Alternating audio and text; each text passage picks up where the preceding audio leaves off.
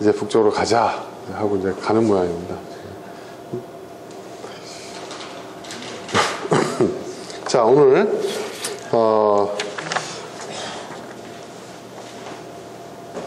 욥기서의 말씀 가지고 세상은 왜 완전하지 못할까라는 제목으로 함께 은혜를 나눠보고자 합니다.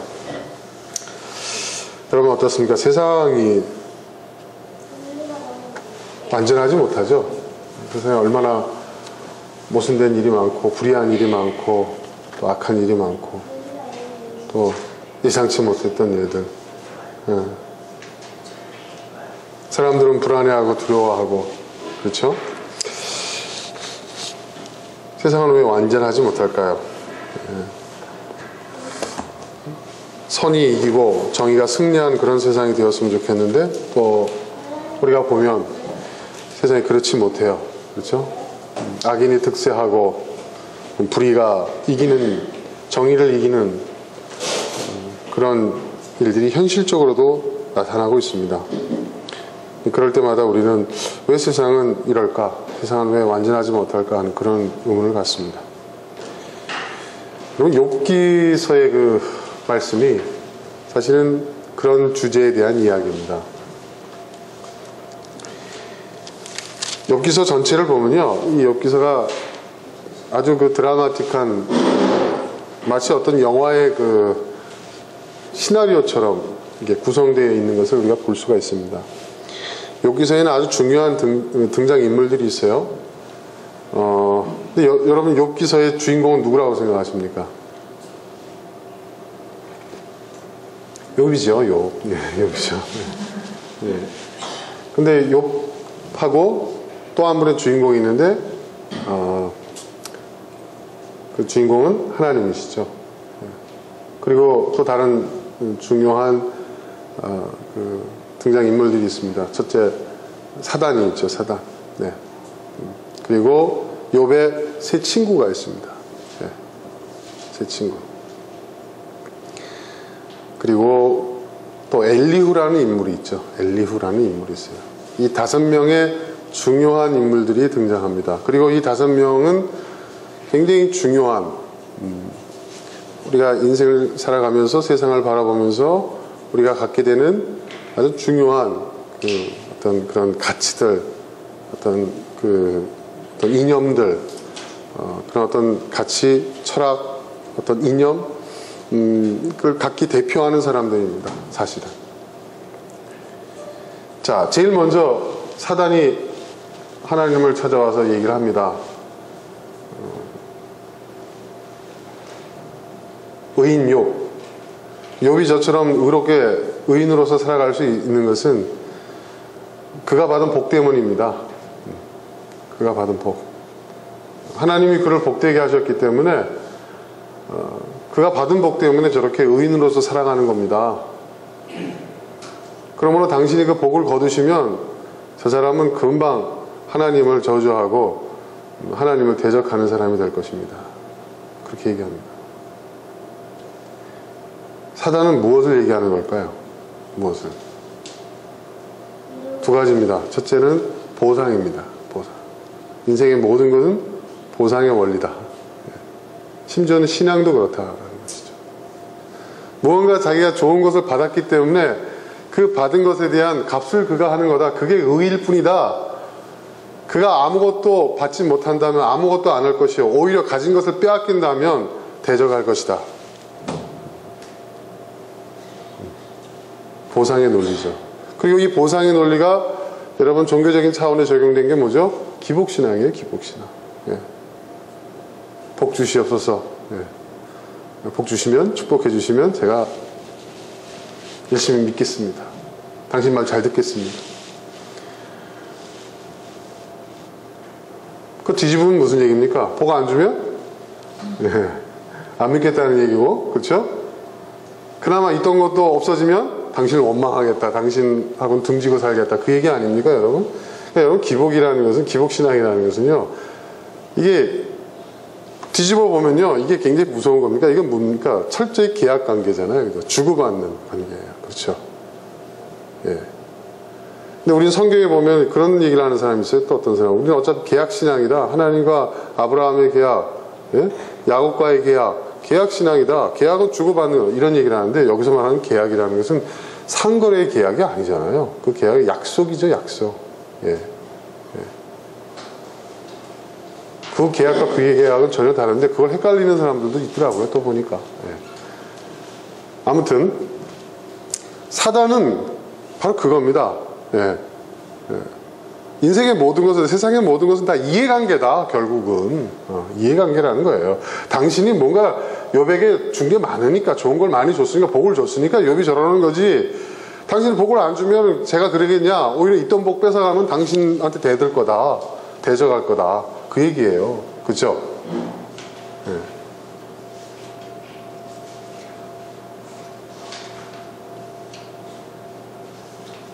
여러분, 기복신앙이라는 것도 결국 그거예요. 이해관계예요. 이해관계. 그렇죠? 그죠?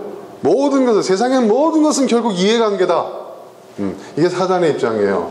놀랍게도 사단이, 예, 굉장히 뭡니까, 정확해요. 계산이. 그죠? 예. 이해관계에 의해서 모든 것을 판단하고 모든 것을 바라보고, 예. 사단이 하나님 앞에서 주장하고 있는 것은 결국 세상의 모든 것은 다 이해관계 아닙니까? 이 얘기입니다. 그렇죠?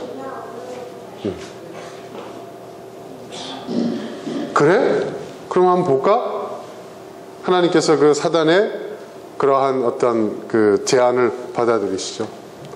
그리고 욥이 정말 그것 때문인지 모르겠지만 아무튼 화를 당합니다. 성경에는 그것 때문에 화를 당했다는 얘기는 나오진 않아요.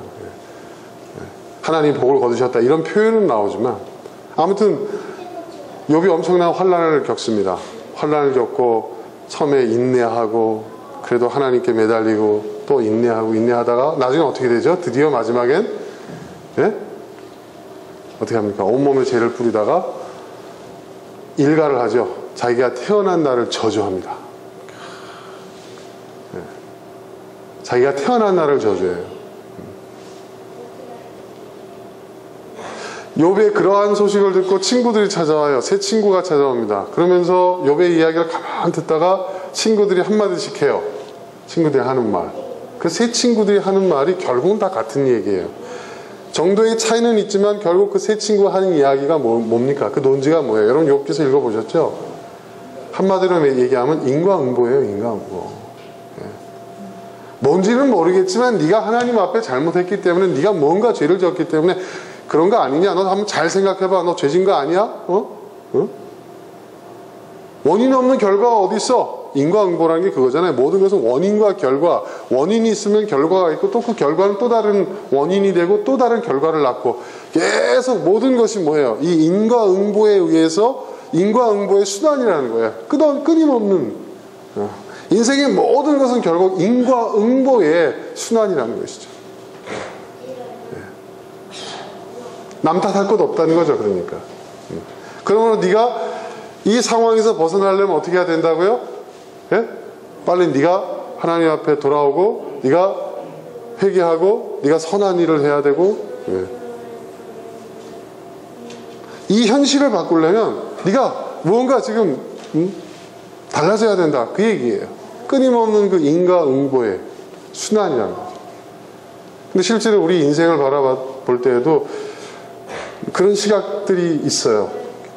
굉장히 큰 그 하나의 어떤 인생을 바라보는, 세상을 바라보는 관점이죠. 모든 것은 인과응보다. 예. 또 성경에도 그런 말씀 있잖아요. 심은 대로 거둔다. 그렇죠? 근데 이 심은 대로 거둔다는 말씀은 이 인과응보와는 좀 달라요. 제가 나중에 좀 설명을 자세히 드리겠습니다만 아무튼 다르다는 것만 여러분 알고 계시고요. 아무튼 여러분 우리가 세상을 살아가면서 모든 것은 다 인과응보예요. 너 열심히 공부하면 너 훌륭한 사람 될 거야. 이것도 인과응보잖아요. 그죠? 너 열심히 일하면 돈 많이 벌 거고 성공할 거고. 그렇죠? 예. 좋은 학교 나오면, 예, 좋은 직장 갈 것이고. 그렇죠? 예. 너 죄 지면 벌 받을 것이고. 예? 잘못 살면 너 어떻게 될 거야. 근데 여러분 그 인과응보 계속 얘기합니다. 근데 어떻습니까 여러분? 정말 그렇게 돼요? 그런 거 없습니까? 예? 인과응보가 어때요?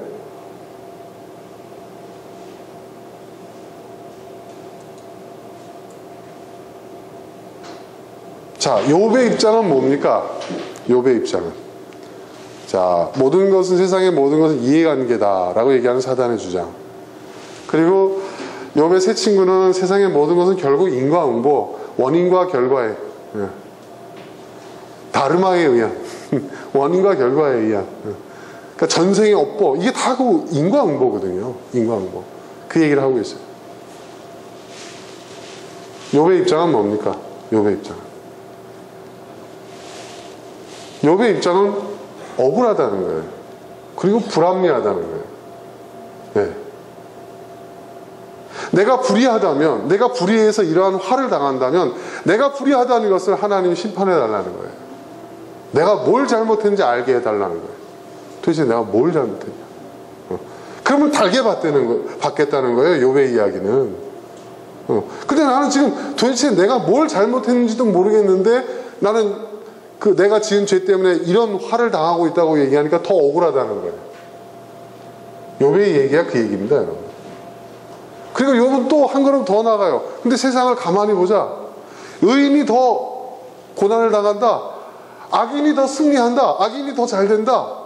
이게 뭘 인과응보냐 이게. 그 얘기를 하고 있는 거예요.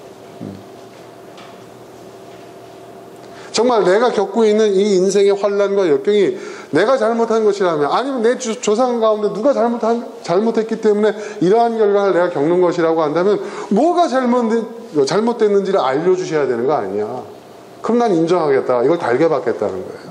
그런데 난 모르겠다는 거예요. 난 아무것도 모르겠는데, 내가 뭘 잘못했는지 모르겠는데, 내가 겪고 있는 모든 것은 내 잘못에 의한 결과라는 거예요. 억울하다는 거죠.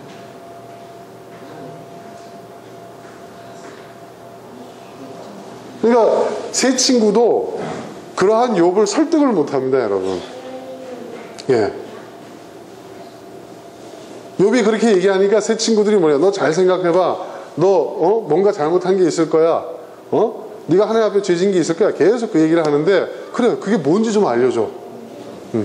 그러면 내가 그 잘못을 깨달을게. 그리고 내가 지금 그 잘못 때문에 겪는 그 고난이라고 한다면 내가 그걸 감수할게.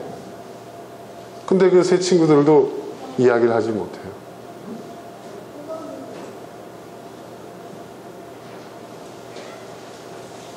그래서 욥은 하나님을 향해서 많은 질문을 쏟아냅니다.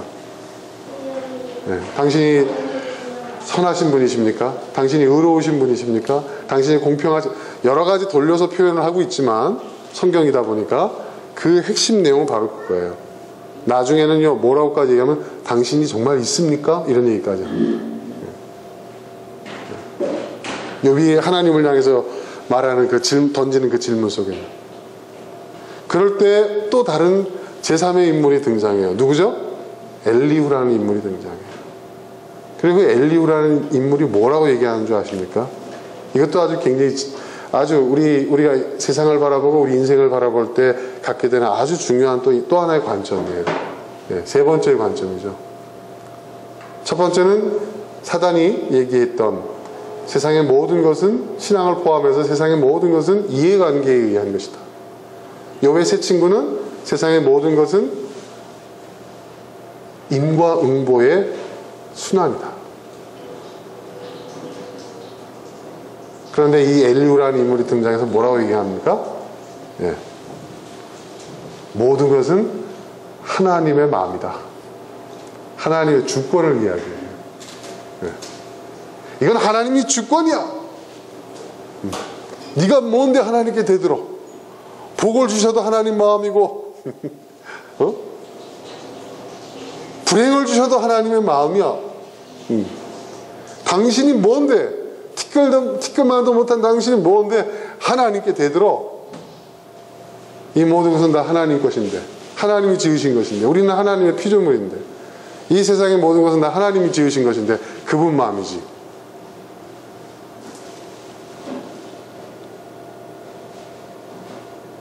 하나님의 주권을 이야기해요. 하나님의 주권이라는 것을 달리 표현하잖아요. 신앙에서 딱 떼어내가지고 이야기하면 이것이 무엇이 되느냐? 운명론이 되는 거예요. 운명론. 그렇죠? 운명론. 어차피 그렇게 될 수밖에 없어. 받아들일 수밖에 없는 거야. 체념하고 수용해. 그렇죠, 여러분? 네. 그러니까 여러분 재밌습니다. 그 신앙적인 영역에서 하나님의 주권을 이야기하는데 여기서 하나님만 싹 빼면 어떻게 되냐? 그게 그대로 운명론이 돼버리는 거예요. 네. 모든 것은 다 하나님의 주권이니 받아들여라. 모든 것은 내게 주어진 팔자가 운명이니까 체념하고 받아들여라. 똑같은 얘기예요, 사실은 여러분. 거기에 하나님이 계시냐 안 계시냐의 차이지, 결국은 인간에게 던져진 그 질문 자체는 둘 다 똑같다는 거예요. 하나님의 주권이나 운명론이나. 사실은 어떻습니까, 여러분? 그 말 맞아요?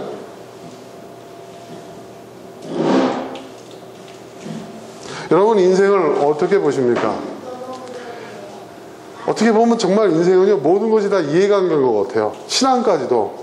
그 대표적인 게 기복신앙이라고 그랬잖아요. 그죠? 또 어떤 시각에서 보면요, 세상은요, 인생의 모든 것은 다 인과응보인 것 같아요. 그렇죠? 네. 인과응보. 여러분, 율법도 결국 인과응보의 원리예요. 그렇죠?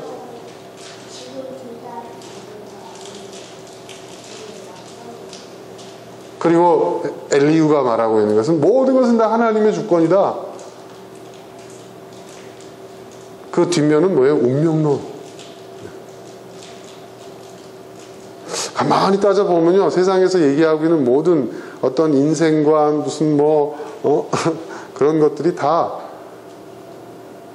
이 세 가지 형태의 범주를 벗어나지 못하는 것 같아요. 또는 이 세 가지가 적당히 섞여 있기도 하고, 그렇죠? 예. 다 결국은 이 범주에서 나오는 이야기들이에요.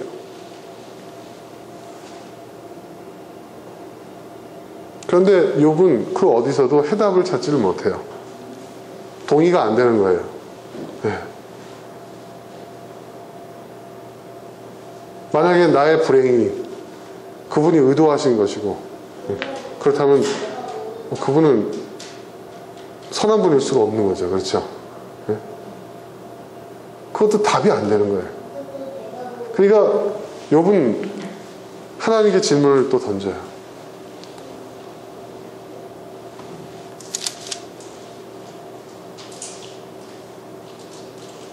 그래서 하나님이 욥에게 대답을 하십니다. 38장부터 41장에 걸쳐서, 네? 하나님께서는 욥에게 4장에 걸쳐서 욥에게 답을 하세요. 근데 쭉 읽어보세요, 여러분. 한번 읽어보세요. 읽어보시면 이 내용이 어떤 내용이냐 하면, 재밌는 것이 뭐냐, 그래서 재밌는 건 뭐냐면, 여기에 나와 있는 하나님이 어떤 질문, 그러니까 하나님이 어떤 말씀들을 하셨느냐가 중요한 게 아니에요, 여기서는. 예. 내용을 보면요, 욥이 어느 것 하나라도 대답할 수가 없는 내용이에요. 예. 근데 여기서 중요한 것이 있어요. 그건 뭐냐? 하나님이 욥에게 질문하셨다는 거예요. 굉장히 중요한 얘기입니다. 왜냐하면 지금까지 뭐예요? 욥은 하나님께 질문해 왔어요. 왜 이런 겁니까? 왜 이런 겁니까? 왜 이런 겁니까? 예, 그렇죠. 세상은 왜 이렇게 불안전한 겁니까? 예.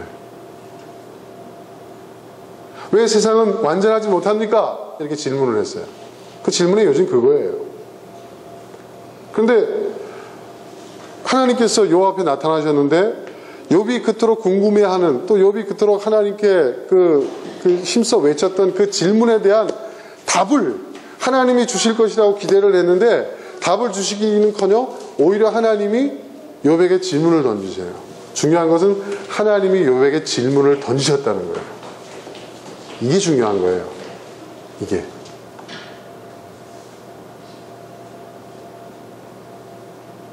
그 말은 무슨 얘기일까요? 그 말은 무슨 얘기일까요, 여러분? 여러분, 하나님께서 욥에게 질문을 던지신 그 내용 하나, 수많은 질문을 던지세요. 아느냐? 할 수 있겠느냐? 어떻게 하겠느냐? 수많은 질문을 던지십니다. 근데 던지는데 그 질문 하나하나의 내용을, 어떤 답을, 수수께끼와 같은 어떤 그런 질문도 아니고, 그 질문에 대한 답을 정말 하나님께서 물으시는 게 아니고요. 하나님께서 욥에게 질문을 던지셨다는 거예요. 그 말은 뭐냐? 답은 누구에게 있다?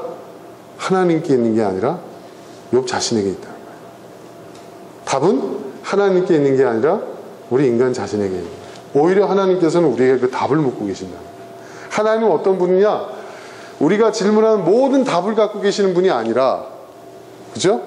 오히려 우리에게 질문하시는 분이라는 거예요.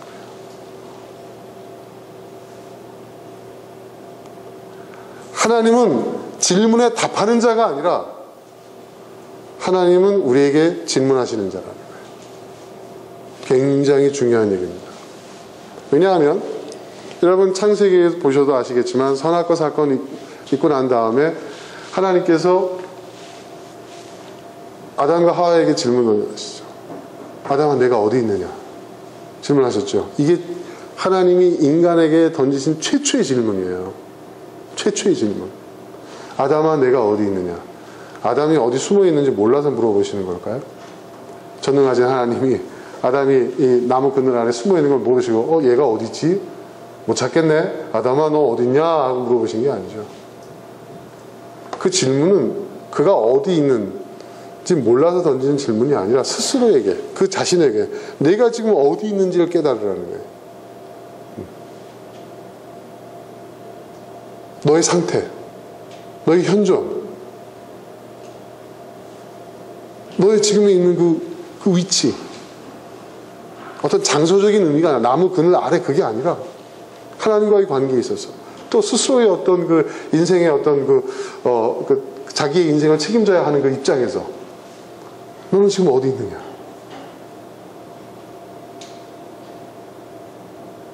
그러니까 답하잖아요. 아담이.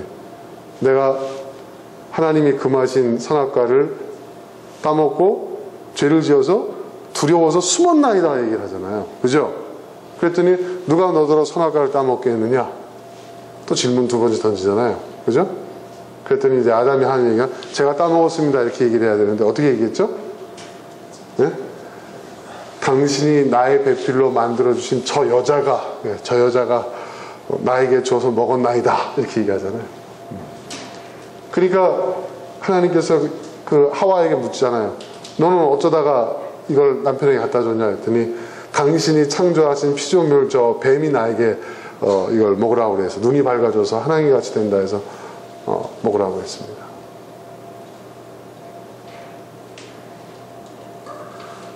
하나님이 원하시는 답은 뭐죠? 내가 있습니다죠. 네. 그죠? 내가 있습니다. 네. 내가 있습니다.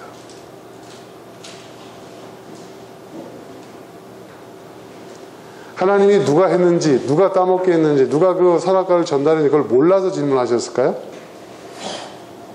자, 태초의 창세기에 묘사되어 있는 하나님과 인간의 대화에서 질문을 던지시는 분은 오히려 하나님이십니다. 하나님은 우리에게 질문하시는 분이에요. 네. 하나님 우리에게 질문하시는 분이에요. 그리고 여러분 또 출애굽기 보면은 모세가 하나님을 만났을 때 보세요. 모세가 하나님을 찾아갔나요?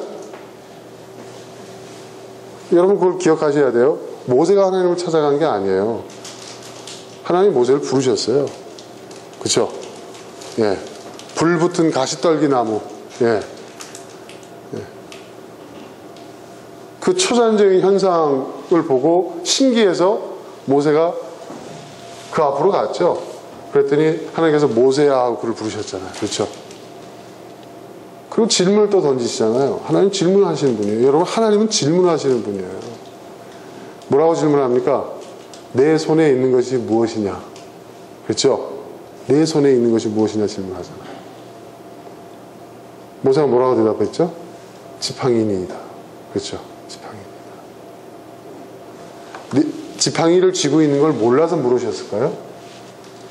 하나님께서? 그렇게 생각하세요, 여러분? 하나님은 모세의 손에 주어져 있는 것이 뭔지 궁금해서 내 손에 있는 것이 무엇이냐라고 물어보신 게 아니라 손은 뭐예요? 움직이는 거죠. 뭔가 일하는 거죠. 뭔가 조작하고 만들고 그렇죠. 꾸미는 것이죠. 네가 하려고 하는 것이 뭐냐? 또 손은 무언가 해야 하죠. 내 손에 있는 것이 뭐냐? 넌 지금 무엇을 하려고 하느냐? 뭘 해야 하느냐? 모세에게 던지는 그 질문은 실존적인 질문이었던 거예요. 그 질문 앞에서 모세는 자기의 정체성과 자기의 사명과 자신의 인생의 목표를 다시 한번 깨닫잖아요. 그렇죠?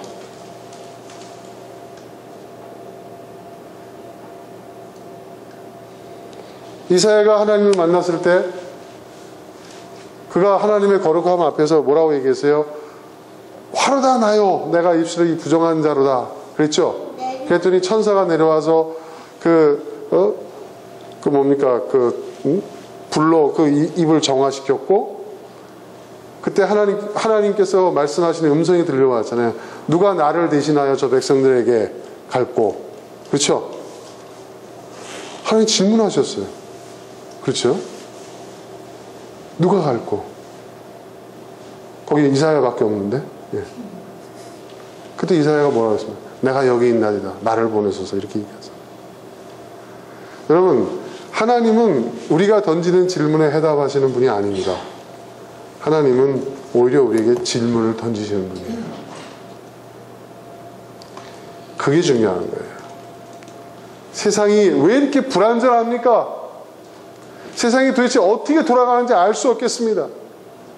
욥이 질문할 수 있는 그 범위 내에서 세상의 불합리함과 세상의 불안전함을 하나님께 물어봅니다. 자기의 그 경험, 자신의 그 고난의 그 상황 속에서 질문을 계속 던져요. 그런데 하나님께서 욥에게 질문을 또 던지시는데 그 질문은 뭐냐? 창조주 입장에서 질문을 던지시는 거예요. 네. 세상이 이렇게 세상에 그 질문 한번 얘기해 볼까요? 4절에 38장 4절에 내가 땅에 기초를 놓을 때 내가 거기 있기라도 하였느냐? 내가 그처럼 많이 알았으면 내 물음에 답해 보아라. 자, 중요한 거. 5절에 누가 이 땅을 설계했는지 너는 아느냐? 누가 그 위에 측량줄을 띄웠는지 너는 아느냐? 무엇이 땅을 버티는 기둥을 잡고 있는지 누가 땅에 주춧돌을 놓았느냐? 바닷물이 땅속에 모태에서 터져 나올 때 누가 문을 닫아 바다를 가두었느냐? 구름으로 바다를 넣고 흑암으로 바다를 감싼 건 바로 나다. 이게 무슨 질문, 이게 무슨 얘기예요, 이게? 무슨 얘기예요?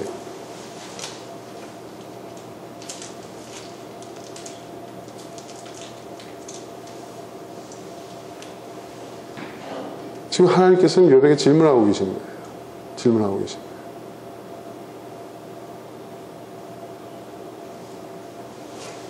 자, 근데 저 같은 사람이라면 그걸 내가 어떻게 알아? 참, 난 지금 답을 얻으러 왔는데, 아니 지금 나한테 도리어 질문을 하시네? 이분 하나님 맞아? 아마 저는 이런 생각을 했을 거예요. 저 같은 사람이라면. 근데 욥은 욥이에요. 오늘 함께한 본문에서 욥이 뭐라고 얘기합니까? 참 대단한 것 같아요. 이 욥이라는 사람이 참 대단합니다. 32절, 그게 주인공이죠. 32장 1절에서 욥이 주님께 대답하였다. 2절 잘 보세요, 여러분. 주님께서는 못하시는 일이 없으시다는 것을 이제 저는 알았습니다. 뭘 알았다고요? 뭘 알았다고요? 못하시는 일이 없으시다는 것을 이제 알았대요. 욥이 지금 하나님께 던진 질문이 뭐예요? 하나님 왜 이렇게 세상이 불완전합니까? 왜 세상을 완전하지 못합니까? 왜 당신은 세상을 완전케 안 하십니까? 지금 그 얘기를 하고 있는 거거든요.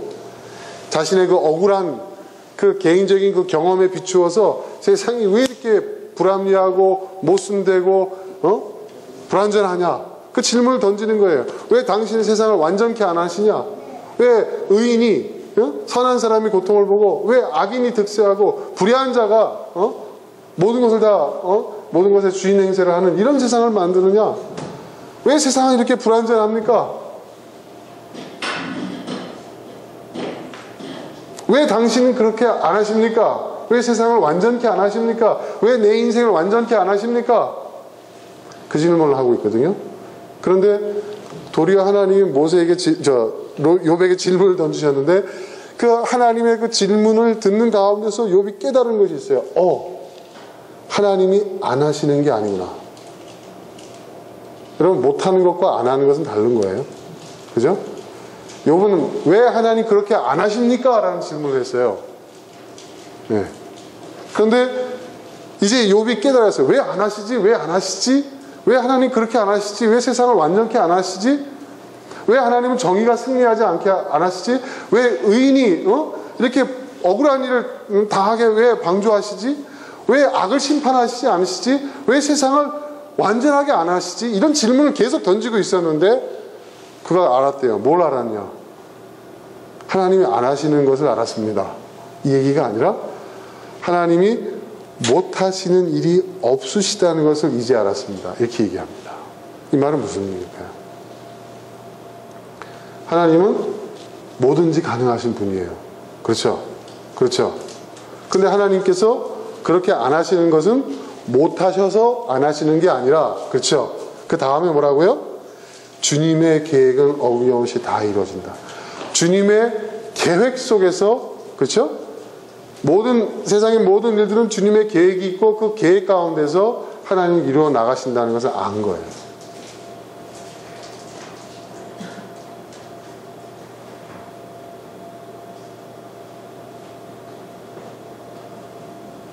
못하셔서 안 하시는 게 아니에요. 왜 안 하십니까? 안 하십니까? 라는 질문을 했는데 혹시라도 못하셔서 안 하신, 그게 아니라는 거예요. 못하시기 때문에 안 하시는 게 아니라 하나님의 어떤 계획이 있으시고 그 계획에 의해서 안 하신다.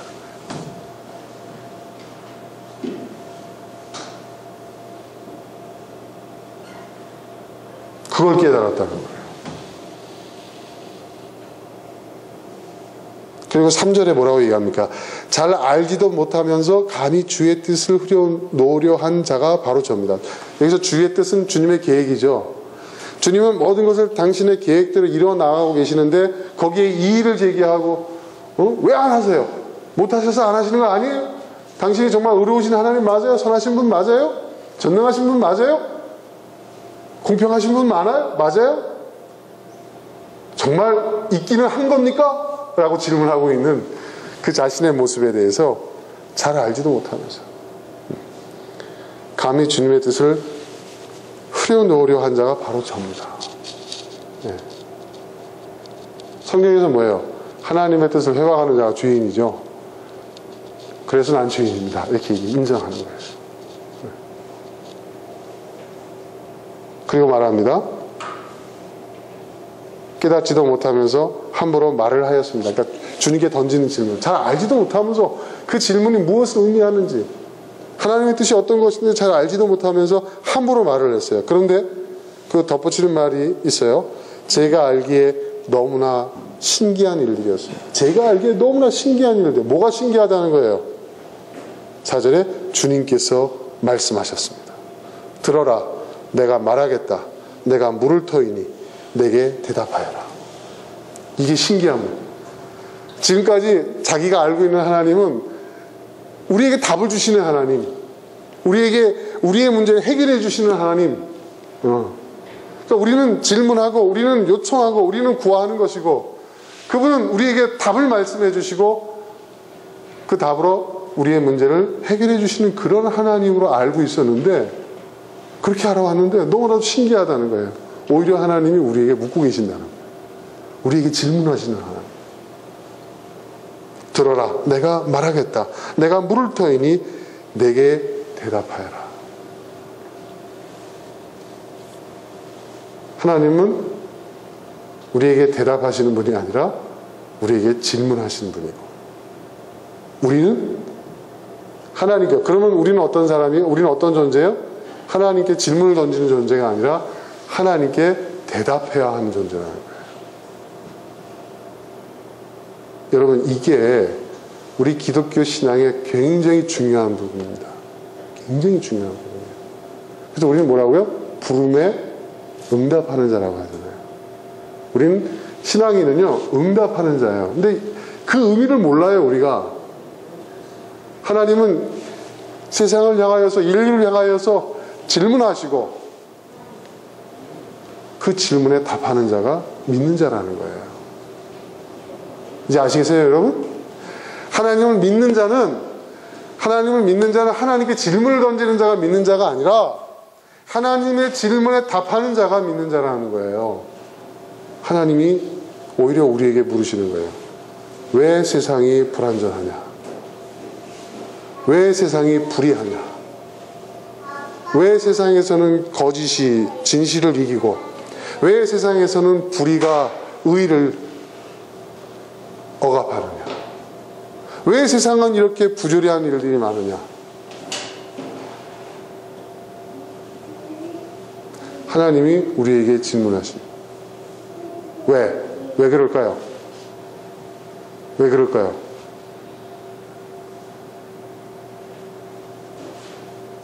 바로 우리가 하나님의 형상으로 지음받은, 좀 더 쉽게 얘기해서 우리가 만물의 영장이라고 하잖아요. 그렇죠? 하나님은 세상을 우리에게 맡기셨어요. 하나님은 나에게 자녀를 맡기셨고, 배우자를 맡기셨고, 나의 가정을 맡기셨고, 내 주변 사람들을 맡기셨고, 예. 질문한다는 건 뭐예요? 책임을 묻는다는 거죠.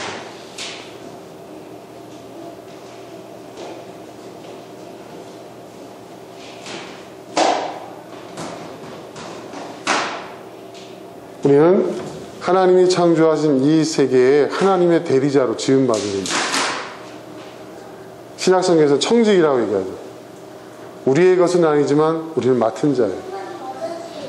나의 인생도 맡겨진 거예요.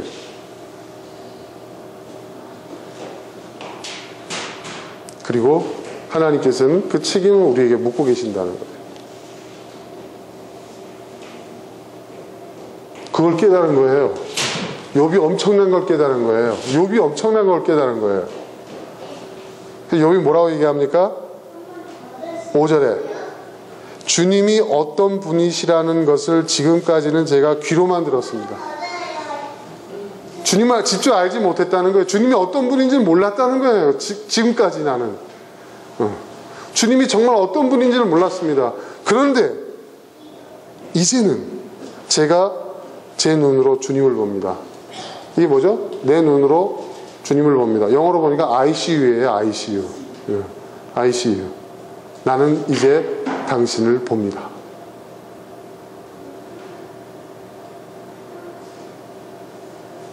당신이 어떤 분인지를 이제 알게 되었다는 거죠.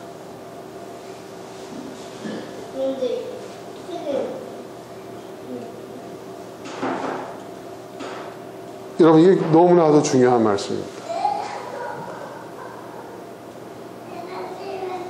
그러니까 욥은 하나님을 모르고 있었던 거예요. 욥이 알고 있었던 하나님은 그가 귀로 들은, 그가 직접 하나님을 안 것이 아니에요. 하나님에 대한 이야기를 듣고 하나님에 관한 지식들만 갖고 있었을 뿐이에요. 그런데 욥이 이걸 통해서 뭘 얻었냐? 하나님이 어떤 분이라는 것을, 그가 하나님을 향해 ICU라고 말할 수 있는 경험을 한 거예요. 그것이 너무나도 놀랍고 그것이 너무나도 신기한 일이었던 거예요. 그리고 그 하나님은 도리어 욥에게 질문하시는 하나님이라는 거예요. 그럼 우리는 뭐냐? 하나님의 질문에 답하는 존재라는 거예요. 그게 바로 인생이라는 것이죠. 하나님의 질문에 답을 하는 사람은 바로 우리가 돼야 된다는 거예요. 우리 자신. 그걸 깨달았어요. 그렇게 되면 어떻게 됩니까, 여러분? 이제 완전히 관점이 바뀌는 거죠. 세상에 대한 관점이 바뀌는 거예요. 그러니까 여러분, 우리는 답을 찾는 사람이에요. 답을 만들어가는 사람이에요. 답이 어디서 주어지는 게 아니에요. 우리가 하나님 앞에 답해야 되는 거예요.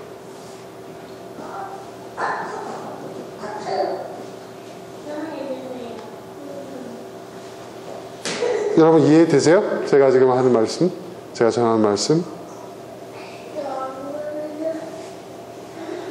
6절에 욥이 이렇게 얘기합니다. 같이 한번 읽어볼까요? 시작. 그러므로 저는 제 주장을 거둬들이고 티끌과 잿더미 위에 앉아서 회개합니다. 여러분, 회개가 진정 의미하는, 진정 뜻하는, 성경에서 말하는 회개라는 게 바로 그거예요. 회개는 뭐냐? 뭐 도덕적이고 윤리적인 잘못을 범해서 용서해 주세요 잘못을, 물론 그것도 회개지만 가장 근원적인 회개는 뭐냐? 제가 뭐라 했어요? 근원적인 회개는 뭐죠? 뒤집는 거예요. 방식을 바꾸는 거예요. 그죠? 지금까지 욥은 뭐예요? 하나님은 내 질문에 답하는 자로 알고 계셨어요. 네. 그래서 세상의 모든 불완전함과 불의함과 완전치 못함에 대한 그 답은, 그리고 그 책임은 하나님께 있는 것이라고 생각했어요. 그리고 하나님께 그는 도전했고 하나님께 질문을 던졌어요. 그런데 이제 알고 봤더니 그게 아니라는 걸 알게 된 거예요. 오히려 하나님이 나에게 질문해 오시고 나는 그 질문에 답해야 하는 존재라는 것을 알게 된 거예요. 그걸 깨달았어요. 그래서 이제 어떻게 돼요? 질문하는 자에서 어떻게 해요? 이제는 바뀌어서 어떻게 해요? 답하는 자. 질문하는 자가 답하는 자로 바뀌는 거. 이것이 회개입니다. 이것이 회개입니다.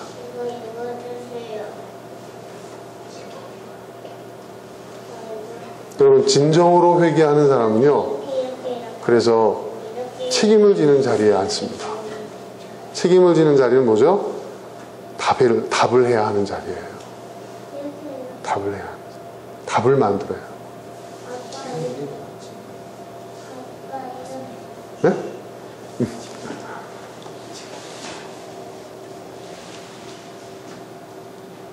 욥이 그걸 깨달았어요.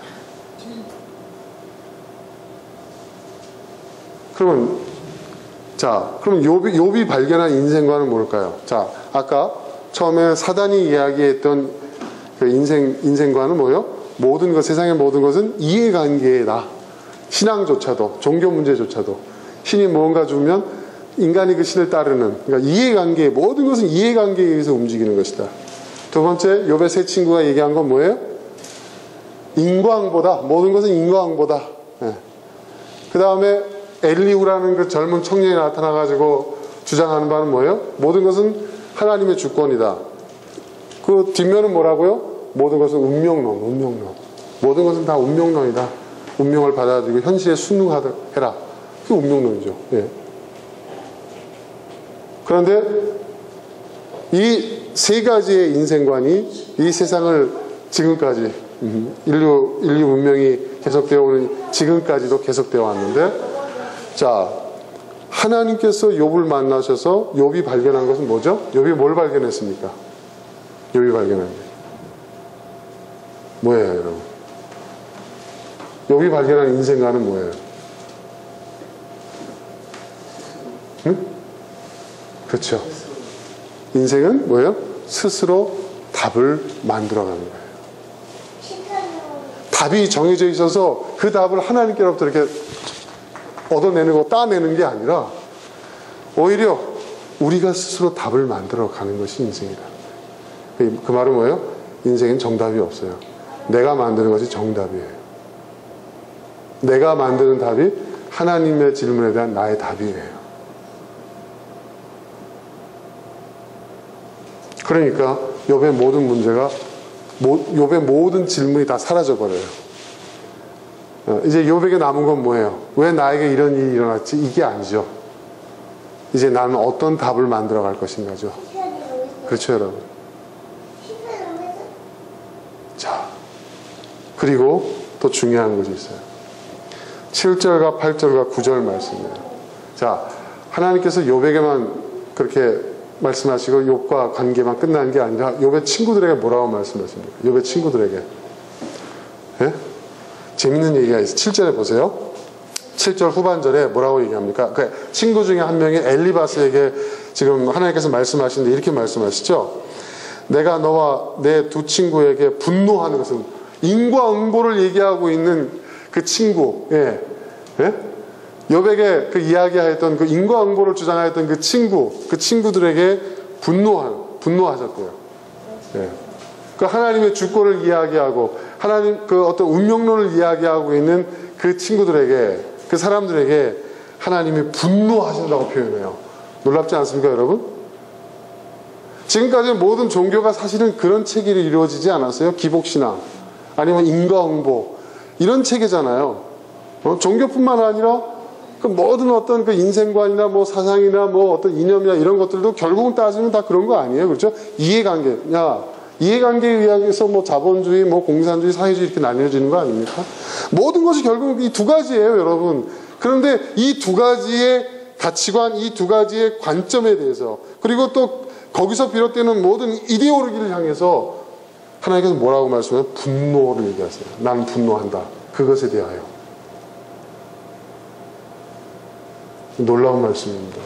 네, 분노하신다. 뭐라고 얘기합니까? 내가 분노하는 것은, 그 이유를 말씀하십니다. 너희가 나를 두고 말을 할 때에 내 종 욥처럼 옳게 말하지 못했기 때문이다. 내 종 욥처럼 옳게 말하지 못했기 때문이다. 누가 옳아요? 차라리 하나님께 도전하고, 응? 하나님을 막 저주하고, 예? 하나님을 원망하고, 예? 막 하나님께 막 따져들리던 욥이 옳다 이거예요. 차라리 욥이. 예. 이 말은요, 바꿔 말하면, 시험에 확 들어가지고, 응? 하나님 계셔요? 하나님 계시다 이런 일이 왜 일어나요? 응? 하나님 있기나 한 거예요?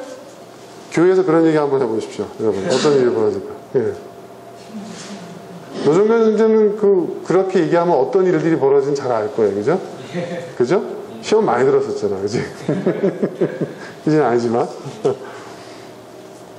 그게 옳다는 거예요. 이게 무슨 얘기인지 아세요? 그러한 문제의식을 갖는 것이 옳은 거예요. 너희는 그러한 문제의식도 없는 자들이라는 거죠.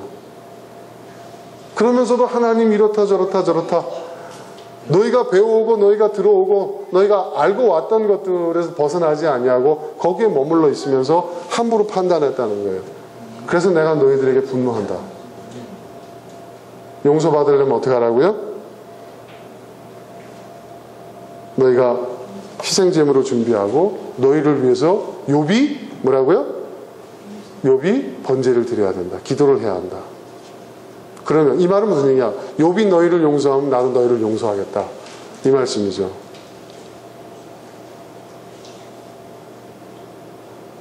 팔 절 후반절에 또 이렇게 얘기합니다. 너희가 나를 두고 말을 할 때 내 종 욥처럼 옳게 말하지 않고 어리석게 말했지만 내가 그대로 갚지는 않을 것이다. 욥이 너희들을 용서하며. 여러분, 시험에 들지 않는 자가 시험에 든 자를 용서하는 게 아니라 시험에 든 자가 시험에 들지 않은 자를 용서해야 된다는 거예요. 이야, 이런 역설. 그러니까 여러분, 우리 디딤돌 교회 오신 분들, 교회에 시험 들어서 오신 분들 많잖아요. 저도 교회 굉장히 목사지만 시험 엄청 들었거든요. 누가 누구를 용서해야 돼요? 교회로 인해서 시험 든 자들이 우리를 시험 들게 한 교회를 용서해야 됩니다. 이게 주님의 용서법이에요. 십자가에 달린 분이 십자가에 못 박은 자를 용서하는 거예요. 여러분, 놀랍지 않습니까?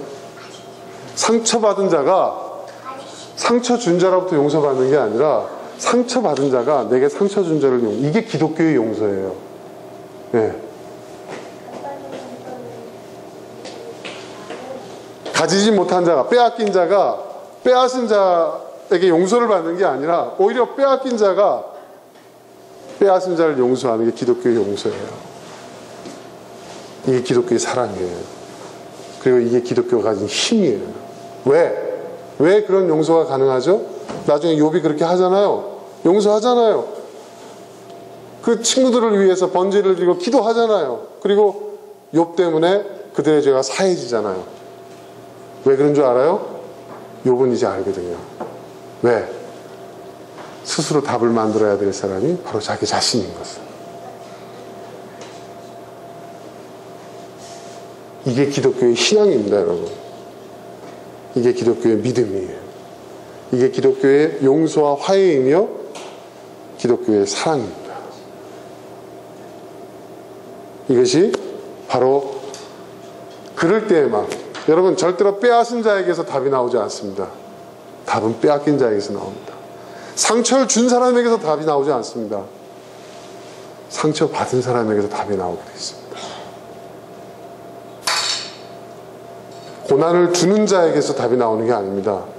그 고난을 받은 자에게서 답이 나오는 겁니다.